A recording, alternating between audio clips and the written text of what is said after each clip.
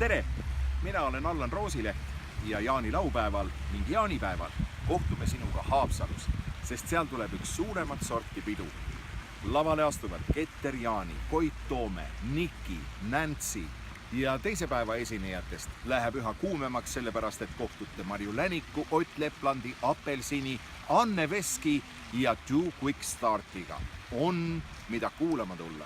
Kas sulle meenub, kuna sul viimati oli vaba jaanipäev? Ei meenu. Ei tule meelde. Lapsena võib-olla siis, kui sai käidud seal suvila juures, kus kõik lapsed möllasid ja siis seal tule ümber jahmerdasid ja juba enne käisid sealt vaatamas, et mis huvitavaid puitmaterjale ja asju sinna toodud on. Aga hiljem on olnud jaanilaupäevad ikka töised. Olen kas mänginud ise muusikat juba pärast kooli aega või siis nüüd juba viimased aastad on läinud ju selle tähe all, et tavaliselt jaanilaupäeval alati on olnud jaanijooks.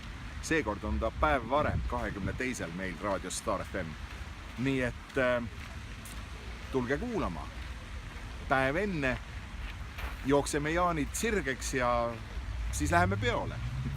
Aga nüüd, kui lõkke ääres istud, mis sinu lemmiksöök ja jook on jaanipäeval? Grillliha. See on niisugune asi, mida oled õppinud mõistma juba selles mõttes, et mul on vana kasvatus, mul on ka Gruusia kasvatus mõnes mõttes. Gruusias sai kunagi kõige paremad maitsed suhu ja kes siin seda järgi oskab teha, et see on nagu peamine. Ma arvan, inimesed ikka söövad liha ja liha grillitakse ja see on üks niisugune kõige tähtsam asi, aga niisugused idupeod mulle eriti ei meeldi, et kui siuke idupidu, et see ei ole see.